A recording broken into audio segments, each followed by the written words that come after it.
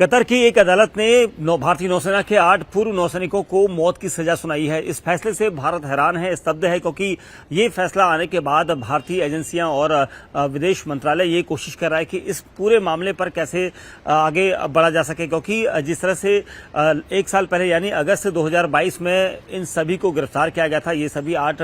जो नौसैनिक हैं इंडियन नेवी के हैं और भारत के ये नौसैनिक वहां पर काम कर रहे थे और एक एजेंसी के साथ मिलकर काम कर रहे थे जो कतर की सशस्त्र बलों को कंसल्टेंसी उपलब्ध कराती है। उसके साथ काम करने के साथ ही इतने लंबे समय से उन्होंने अपना अनुभव वहां पर दिया था। ये कहा जा रहा है कि इस फैसले के बाद भारत हैरान है, क्योंकि अब किस तरह से इस पूरे मामले में दखल दिया जा सके या फिर इनकी सजा को कैसे कम किया जा सके, इस पूरे मामले पर विचार किया जा रहा है भारत के द्वारा। और साथ ही ये कहा जा रहा है कि जो सजा दी जा रही है उस पर जो आरोप लगे हैं उनका स्पष्ट खुलासा नहीं किया गया है, उन्हें सार्वजनिक नहीं किया गया है। वहीं जो जिन पर दोष लगाया गया है, जो दोषी बनाए गए हैं, जितने भी 8 पूर्व नौसैनिक हैं, इन पर जो दोष है और उन दोष को नहीं बताया गया है, उन आरोपों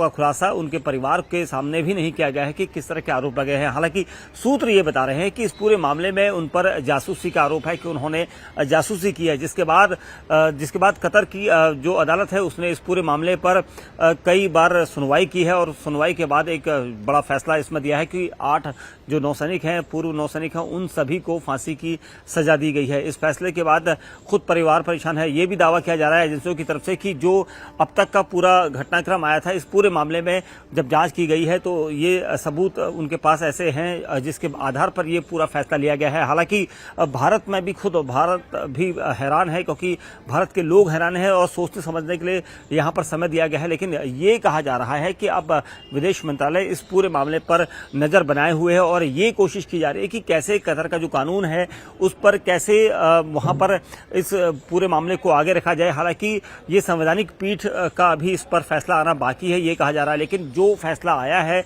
ये काफी बड़ा है, क्योंकि 8 भारतीय नौसैनिक जो काफी समय से, तकरीबन उनका जो अनुभव है वो 20 साल का अनुभव है और बेदाग रहे हैं अपने इस पूरे करियर में, ये कहा जा रहा था। लेकिन जिस तरह से आरोप कतर की तरफ से लगाया गया है और कतर की अदालत में जिस तरह के सबूत पेश किए गए थे उन सबूतों के आधार पर इस फैसले को दिया गया है, जिसके बाद अब भारत ये कोशिश कर रहा है कि कतर के इस कानून के मुताबिक और उसके साथ चलते हुए किस तरह से इनकी सजा पर आगे की कार्रवाई की जा सके, बहस की जा सके, या फिर इस पूरे मामले पर सरकार से अनुरोध किया जा सके कि क्या उनकी सजा कम होगी या उनके इस फांसी के फैसले को खत्म किया जा सकेगा। और इसको लेकर यहाँ पर ये कोशिश कतर के प्रशासन, कतर की जो